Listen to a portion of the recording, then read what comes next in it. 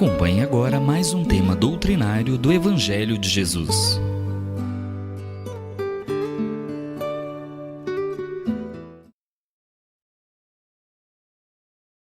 Queridos amigos, eu acho que cada um de nós no mundo precisa fazer as suas escolhas decisivas.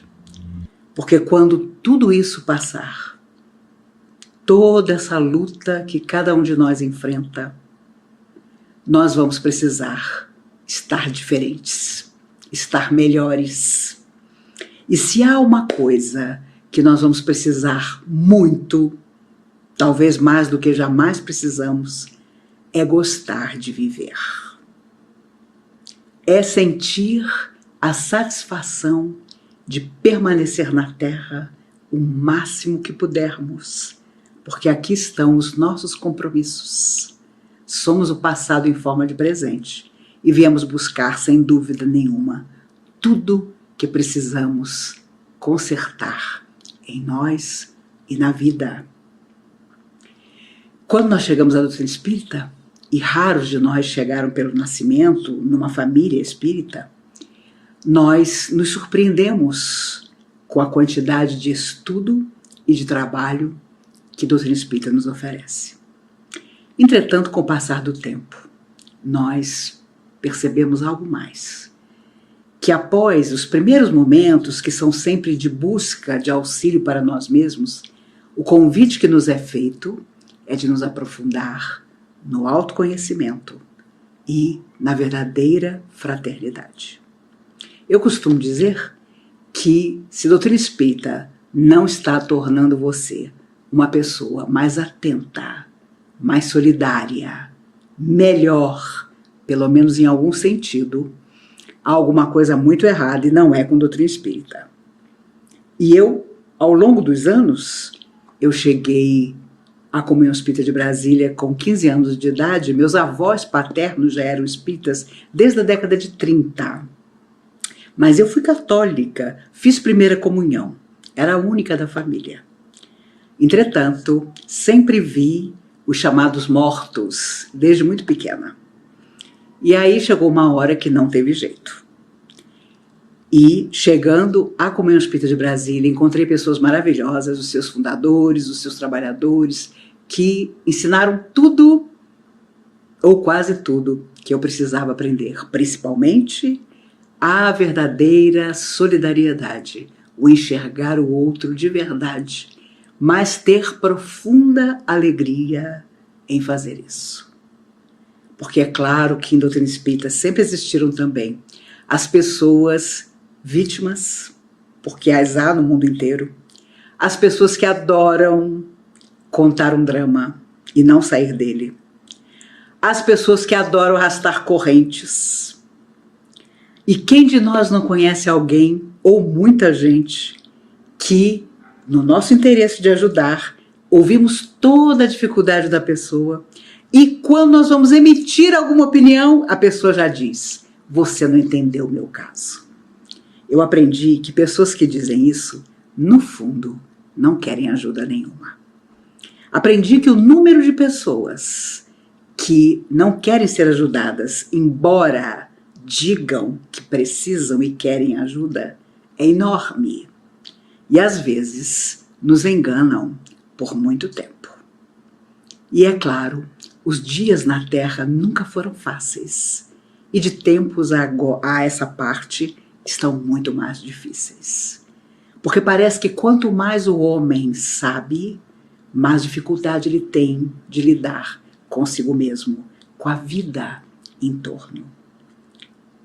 A verdade é que os níveis de tristeza, de depressão, de suicídio no mundo, inclusive em países onde tudo está solucionado, onde o conforto material é muito maior, onde as pessoas não têm grandes dificuldades de solucionar suas questões, o índice de suicídio só aumenta. Tempo a tempo, década a década, e infelizmente um número cada vez maior de gente muito jovem tira a própria vida. Recentemente, depois que a pandemia começou, O índice de suicídio entre meninos e meninas de 9, 11 anos nos Estados Unidos cresceu tanto que os pais não puderam ignorar. E as escolas também não. Então, sabemos bem que hoje é uma dificuldade emocional. Amanhã a pessoa se isola. Depois ela não vê satisfação em nada. E por aí ela vai. Há muitos anos atrás, muitos anos mesmo, o Chico Xavier ainda era moço. Ele começou a ter uma série de dificuldades de saúde que o acompanharam até os seus 92 anos de idade.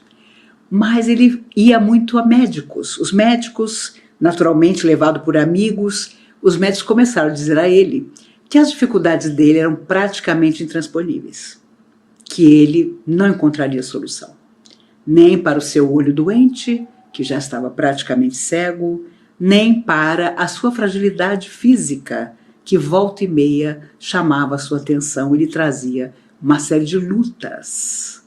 Ele teve angina praticamente a vida toda. Tenho amigos que já tiveram crise de angina e costumam me dizer que até hoje se surpreendem em que uma pessoa como Chico Xavier tenha suportado as crises de angina. Porque dizem eles que quando vem a crise de angina, você tem vontade de esmurrar a parede. Tamanha a dor que a crise de angina provoca no seu coração, e o mal-estar no corpo inteiro é impressionante. Mas naquela época, o Chico ainda era bem moço, entretanto, o prognóstico dos médicos nunca era bom. E Emmanuel começou a reparar que ele, Chico, estava assim extremamente desanimado. Ele começou a não ter vontade de comer.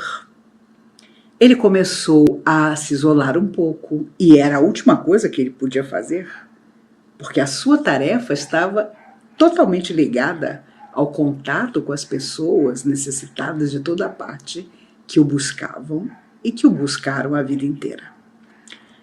Ele, Emmanuel, começou a reparar nas refeições do Chico. O Chico comia um pequeno pedaço de pão, deixava todo o resto. Alguém lhe oferecia o seu biscoito favorito, ele declinava.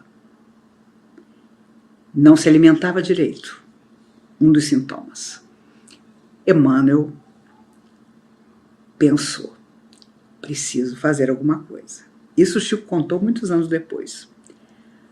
E começou então, desde cedo, num determinado dia, disse a Chico, hoje vamos passar o dia inteiro juntos.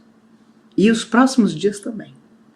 Porque eu vou acompanhar todo o seu dia a dia, no seu trabalho, quando você volta para casa, as suas refeições.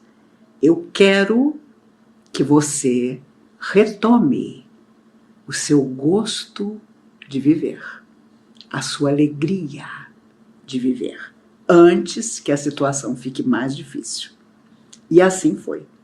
Desde a hora do café, quando Chico olhava para o café, olhava para o pão, com aquele olhar assim meio desgostoso, Emmanuel não se dava por achado. Coma. No trabalho, o tempo inteiro, qualquer emoção diferente, qualquer pensamento de tristeza, Emmanuel aparecia na hora e dizia, pense positivo. O que você está fazendo? Que pensamento é esse? Então, durante semanas, Emmanuel praticamente controlou tudo que o Chico fazia, tudo que ele pensava, tudo que ele comia. E de manhã cedo, vá caminhar. O Chico cedinho, acordava muito cedo, porque tinha que estar cedo no trabalho. E quando começava a caminhar, Emmanuel já aparecia. Olhe, Chico, que árvore linda. Olha aquele passarinho ali, fazendo ninho na árvore. Olha a passarinha já organizando o ninho para que nasçam os filhotes. Que coisa linda, não é, Chico?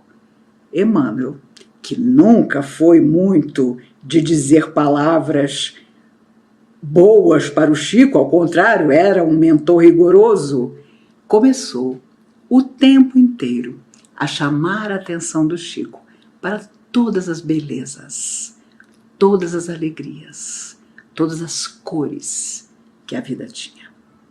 E muitos anos depois, o Chico contou esse episódio. Ele disse que houve momento em que realmente os médicos, de forma tão incisiva, diziam a ele que ele nunca teria saúde nenhuma, que ele acreditou que brevemente estaria afastado de todos que amava e principalmente da tarefa que ele sabia que tinha que desempenhar. E quando as pessoas diziam, mas Emmanuel é muito rigoroso com você, Emmanuel te dá muita bronca, vive com essa disciplina toda em cima de você, ele então contou essa história, dizendo que naquelas semanas ele pôde entender, ele pôde sentir o carinho de Emmanuel por ele e a preocupação de Emmanuel para que ele tivesse um outro olhar, um novo olhar para a vida, para que tudo mais ficasse em segundo plano e ele pudesse perceber que ainda viveria muito.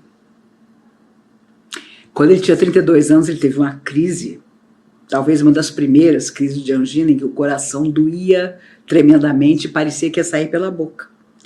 E ele sentou-se no degrau da cozinha que levava ao quintal, sentindo dor e, obviamente, quando você sente alguma coisa no coração, a sua respiração imediatamente começa a ficar alterada.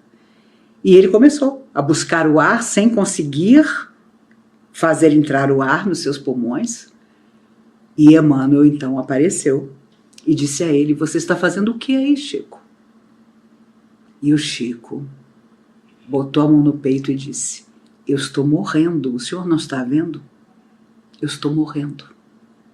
Eu quero perguntar uma coisa, se eu morrer, o senhor me recebe? Na verdadeira vida?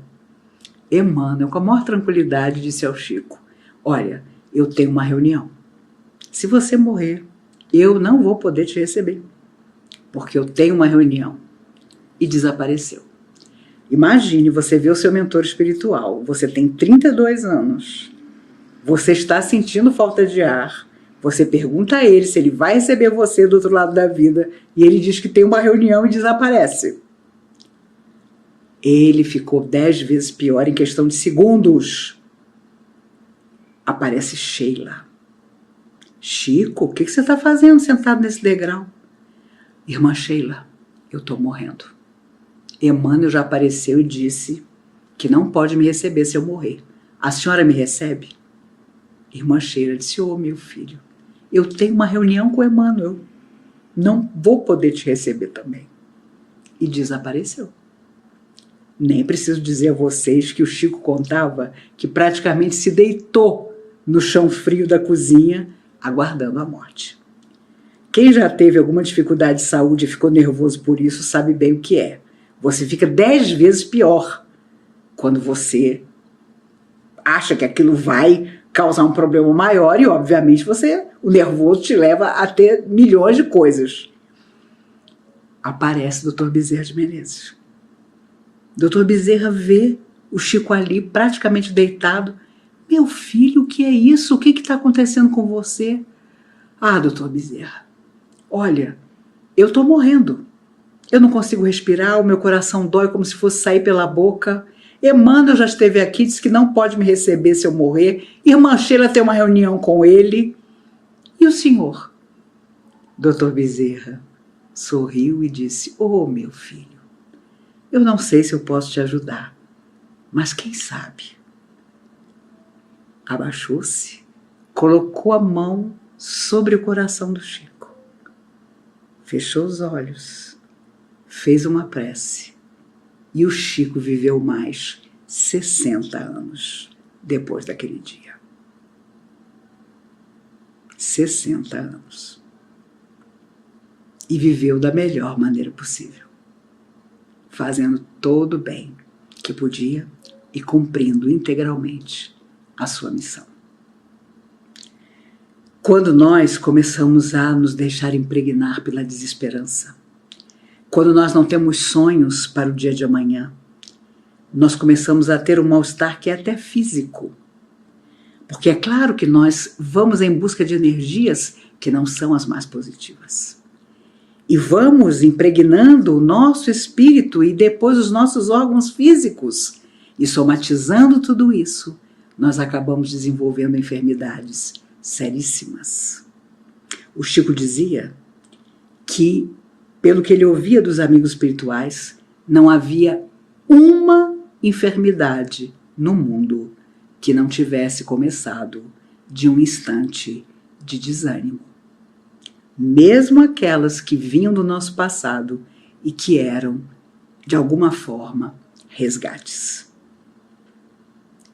Por isso, nós que hoje nos preocupamos de anos a essa parte, tanto com a nossa alimentação, porque os médicos, a ciência avança e nos ensina, isso não faz bem, isso é melhor, não nos preocupamos em nos alimentar emocional e espiritualmente para vivermos com qualidade e muito mais. Há pessoas que têm moratórias impressionantes, porque os médicos as desenganam. Eu tive amigos e amigas que o médico textualmente disse: olha, eu vou dar alta para a senhora morrer em casa com os seus. E a pessoa viveu umas 30 anos. Porque quando ela saiu dali, ela mudou alguma coisa fundamental na vida dela. E não foi só a questão dos remédios, não. Foi a questão do pensar, do sentir, do gostar de novo de viver. Outro dia eu disse a alguém o que eu considero para mim um compromisso. Não sabemos ainda, até que essa pandemia seja completamente dominada pelas vacinas, por novas atitudes, quanto tempo isso vai durar? Não sabemos quantos ainda vão partir. Por negligência, por invigilância, ou porque talvez tivesse chegado o seu momento. Mas, para aqueles que vão ficar, haverá um compromisso de viver por todos aqueles que não tiveram a oportunidade de uma vacina, que porventura foram colocados em risco e acabaram se contaminando. Nós teremos que fazer isso, porque a humanidade precisa aprender sem imaginar que, se agora não der certo, outras coisas piores virão.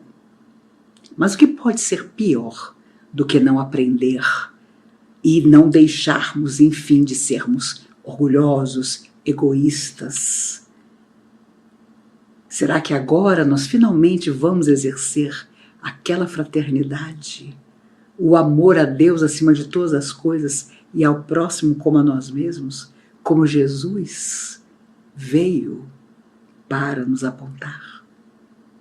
Será que finalmente agora vamos aprender? Provavelmente nem todos, mas um dia, quando nós retornarmos no nosso momento de voltar à verdadeira existência e contarmos que vivemos um período tão difícil e grave como esse na Terra, muitos dos irmãos desencarnados nos perguntarão o que nós fizemos dos anos que vieram depois. E eu espero sinceramente, amigos, que nós possamos ter a melhor resposta.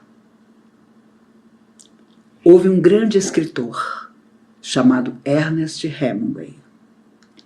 Ele recebeu o Prêmio Nobel de Literatura de 1953 porque escreveu um livro, um clássico, chamado O Velho e o Mar. Na verdade, é a história de um homem que luta com um peixe sozinho num barco, e a luta dos dois, o peixe que não quer se deixar abater e o homem que quer levá-lo como um troféu, é um livro extraordinário. Se você nunca leu, leia. É um clássico. Foi levado por Hollywood ao cinema e o ator que fez o pescador foi um grande ator da época, Spencer Tracy. Já morreu em 1969, morreu há muitos anos. Mas ele recebe o Prêmio Nobel de Literatura.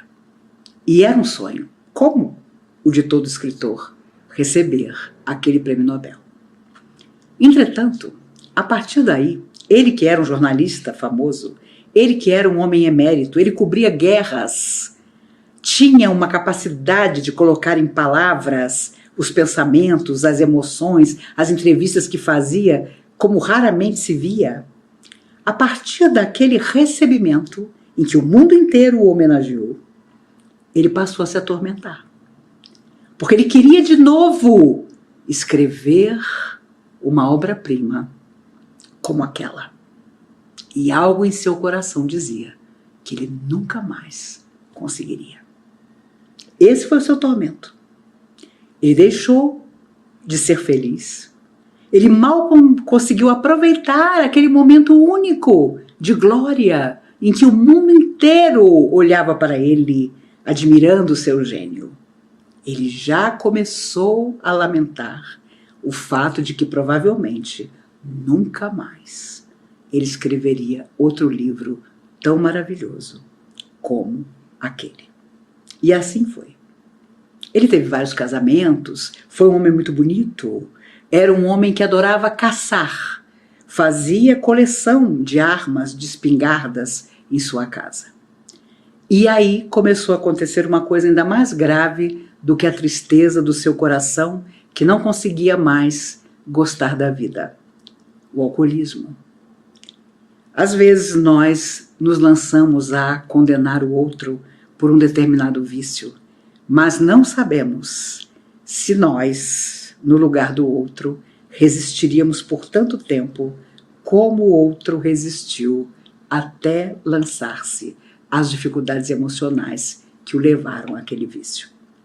Hemingway não só tornou-se um alcoólatra conhecido, como casou-se com uma mulher por quem ele se apaixonou, que era igualmente alcoólatra. Os amigos, e ele tinha muitos, porque era um homem extremamente educado, agradável, bom de coração, se reuniram certa vez para, numa reunião, propor a ele que se internasse em algum lugar para se desintoxicar. E propuseram à esposa ajudá-lo. A esposa, com a maior sinceridade, disse: eu não posso fazer nada, porque ele perdeu o gosto pela vida. E eu, igualmente, eu também sou igual. Por isso eu também bebo muito e eu não vou obrigá-lo a nada que ele não queira. E ele se internou várias vezes, porque chegava um momento em que ele ficava insuportável, ninguém conseguia estar ao lado dele. Depois da sua última internação, onde ele ficou algum tempo, os amigos viram tanta melhora nele, ele estava magro, bem disposto, que o convidaram para que ele fosse à sua casa de campo e lá permanecesse por algum tempo, para recuperar-se completamente. E ele disse: vocês têm toda a razão. Lá no campo, eu estou no lugar onde gosto, eu vou estar lá com vocês, me visitem, eu estarei lá com a minha mulher, vamos estar animados, quem sabe eu começo a escrever um outro romance. Entretanto, ele voltou a beber escondido. Mal havia saído da clínica de reabilitação. A esposa não tomou providência nenhuma. Ela gostava demais dele, até para contrariá-lo. E certa manhã, em 1961, quando ela sai para uma caminhada, ele diz a ela: não se preocupe, hoje acordei animado. Vá para sua caminhada, depois tomaremos café juntos. Quando ela voltou, ele havia tirado a própria vida com a sua espingarda favorita. Não suportara, não simplesmente o alcoolismo, não simplesmente a frustração que carregava no coração, não o sonho que nunca se realizou de escrever um outro romance premiado, mas o que ele tinha perdido: gostar de viver. Ele que adorava aventuras, ele que se voluntariava como jornalista correspondente em todas as guerras do século XX, havia sido vencido por si mesmo. Por isso, quando nós falamos de gostar de viver, nós estamos falando do nosso dia a dia, de encontrar prazer nas pequenas coisas antes que as grandes venham, ou talvez não venham, mas as pequenas delicadezas, os pequenos afetos, os abraços que agora estamos impedidos de dar, mas que retornarão, nos fazem ter gosto pela vida. E não nos iludamos, por mais que os amigos espirituais, mais que os irmãos desencarnados nos falem da sua experiência fora da matéria, ela é única. Como para nós a vida na Terra, para cada um de nós é de um jeito também. Eu me recordo que o Chico, quando as pessoas perguntavam, Chico, você tem medo de morrer? Ele disse, de jeito nenhum, eu tenho medo do processo, porque eu não quero dar trabalho. E claro, não deu trabalho nenhum. Entretanto, ele dizia, olha, só tem uma coisa que às vezes eu observo. Todos os meus amigos que aparecem para mim desencarnados, nenhum deles está mais feliz fora da matéria do que estava na Terra. Há alguma coisa que falta, dizia o Chico, e talvez sejam as alegrias que só na Terra nós temos. E é verdade. Por isso viemos a ela muitas vezes, porque há coisas que só resolvemos no planeta que nos acolhe. Hoje a Terra, provavelmente 1000 anos, 2000 anos atrás, ainda a Terra. Um dia, outro lugar. Há muitas moradas na casa de meu Pai, afirmou Jesus, inesquecível. Mas sem alegria, meus amigos, sem bom humor, não dá. Porque aí as energias menos nobres nos acham com facilidade. Nós somos o passado em forma de presente. Então, se entramos em sintonia com um pensamento negativo, aquilo às vezes nos acompanha o dia inteiro. E volta e meia o nosso pensamento retorna à lembrança menos feliz. Relatos de André Luiz nas obras maravilhosas que ele psicografou através do Chico, aos montes. Não só contando a própria história, mas a de tantos. Quando você entra em sintonia com aquilo que pode recuperar a sua emoção, tudo melhora. Você com alegria se recorda até das dores que você viveu. Mas quando você deixa cair a sua vibração, aquilo vai como uma bola de neve. Por isso os próprios psicólogos nos lembram que começar um processo depressivo não é difícil. Sair dele leva muito tempo. Há quem se compraz em estar triste. Há quem fique satisfeito em só falar de dificuldades. Há quem só telefone para o outro para contar verdadeiras tragédias, dramas. E há quem, apesar de tudo que passa, tem sempre a boa palavra. Eu sinceramente desejo que sejamos todos assim. E não está fácil, porque já acordamos com as impossibilidades, com a solidão, com o afastamento das pessoas que amamos e das coisas que estávamos acostumados a fazer. Mas ainda assim é preciso saber esperar. A humanidade atravessou tantas coisas, atravessou guerras, e por mais que pareça que não, depois de tudo isso, sempre existiram aqueles que falaram de esperança, quando outros se deixaram levar pelo infortúnio, mas teriam se deixado levar de todas as maneiras, não só por causa de alguma coisa grave que tivesse acontecido. Lembram-se de Maria e Marta? Jesus percebendo que elas tinham personalidades diferentes. Uma, quando Jesus chegava, sentava-se próximo a ele para ouvi-lo, embevecida com as histórias que Jesus contava. A outra ficava contrariada, porque havia muito trabalho, havia muita coisa a fazer. Havia pão a sovar, havia água a buscar no poço, e a irmã estava ali, parada, embevecida. Jesus percebia claramente que o coração de uma havia escolhido alimentar-se da palavra extraordinária de Jesus. enquanto a outra também tinha fé, mas estava sempre ocupada com o que achava que precisava fazer. Entretanto, quando o irmão delas, Lázaro, morre e Jesus estava em viagem, as duas estão juntas quando Jesus chega e dizem em uníssono: Senhor, sabemos que se aqui estivesses, nosso irmão estaria vivo. A mesma fé, maneiras diferentes. Se algo eu pude desejar a todos nós, é que a mesma fé, aquilo que nos diz, mesmo na hora mais difícil, que tudo vai acabar dando certo, nos envolva a todos, mesmo que pareça que não. Mesmo que alguém tão chegado ao seu coração diga que não. Thomas Edison há semanas tentava fazer acender a pequena lâmpada no centro da mesa. E numa madrugada, exausto, ele ouviu seu melhor amigo dizendo: desista agora desse invento. Com certeza, cabe ao homem viver à luz de velas para sempre. Eu anotei aqui 700 experiências que você fez e que não deram certo.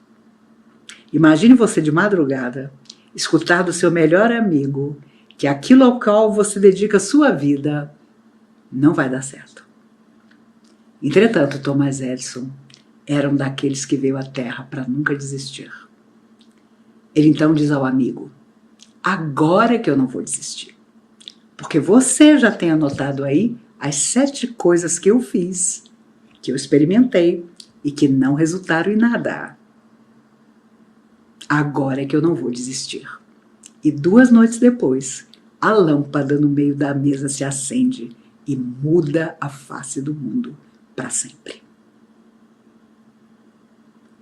Ele adorava viver, Thomas Edison. Ele era amigo de Henry Ford. Aconselhava Henry Ford, que Henry Ford, miliardário, só pensava em construir carros e carros e carros e ficar cada vez mais rico e aí por diante. Os dois eram amigos. Passavam tardes pescando, conversando, mas como espíritos eram bem diferentes. Os dois inteligentíssimos, mas os amigos espirituais dizem que Thomas Edison era alguém muito especial.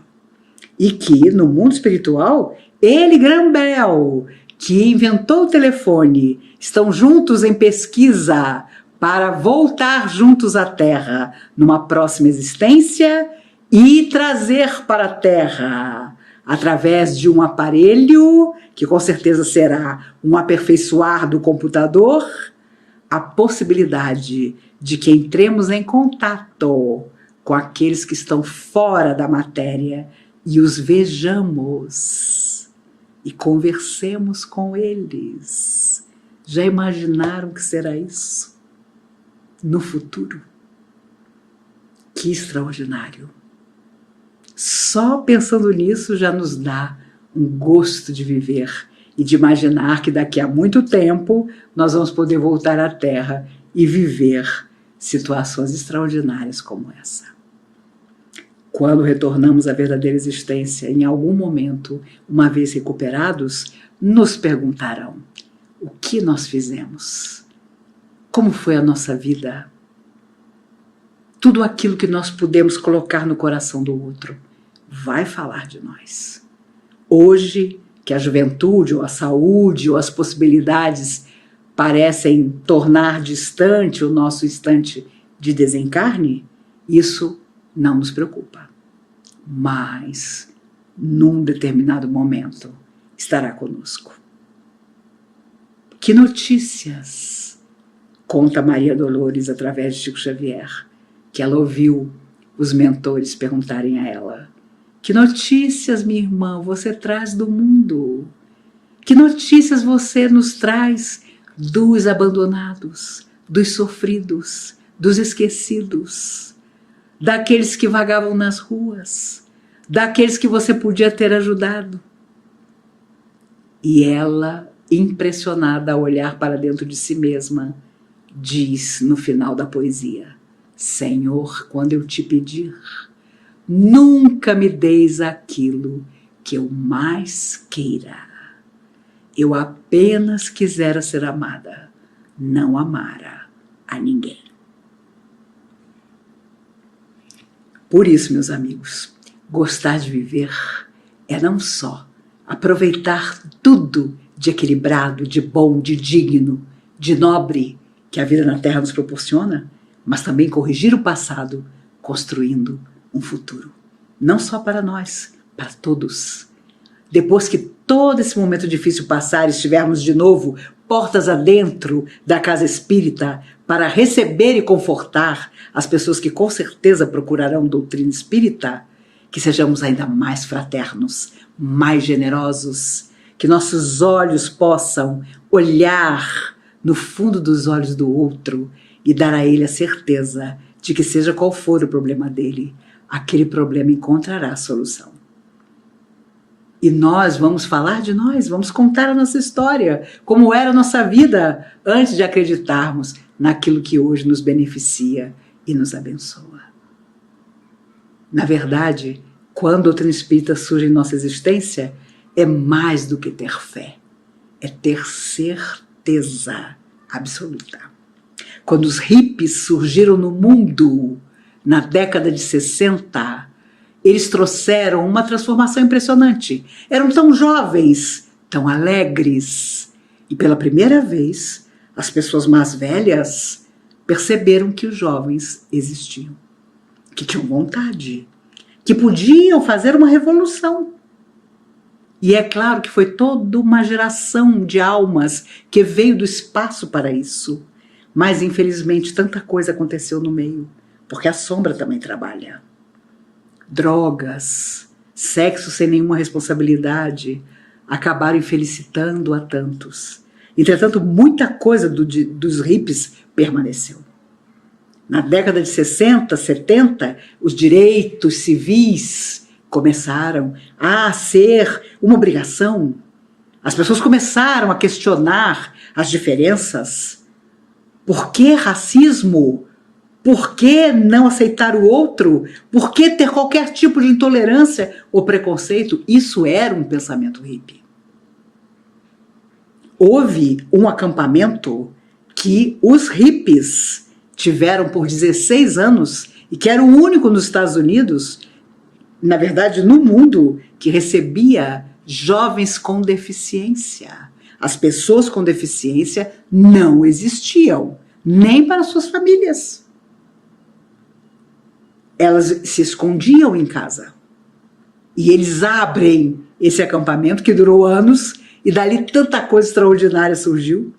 Porque então, quando eles passaram a se encontrar, não mais no acampamento, mas se tornaram amigos e foram para as ruas da Europa, dos Estados Unidos, para falar de acessibilidade.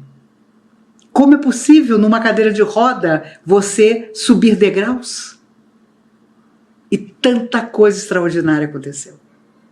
E eram hippies que simplesmente gostavam de ter alegria e queriam que muita gente fosse alegre, de preferência todo mundo. Por isso, eu me recordo bem, na época dos meus avós espíritas, eu era muito pequena, mas o espírita era de uma, vamos dizer assim, seriedade exagerada. Meu Deus! Qualquer sorriso era olhado assim, meio com desconfiança. Qualquer manifestação, nossa, fulano é meio perturbado. E hoje sabemos que não é nada disso. Que as almas amigas gostam de estar conosco, não só porque significamos trabalho para elas, mas também satisfação de nos ver avançar, como elas avançam também.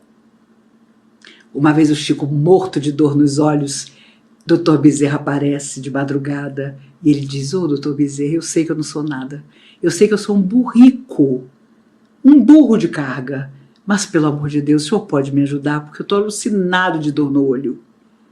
E Dr. Bezerra, como bom cearense, deu uma risada e disse: "Meu filho, se você é um burrico, o que sou eu?"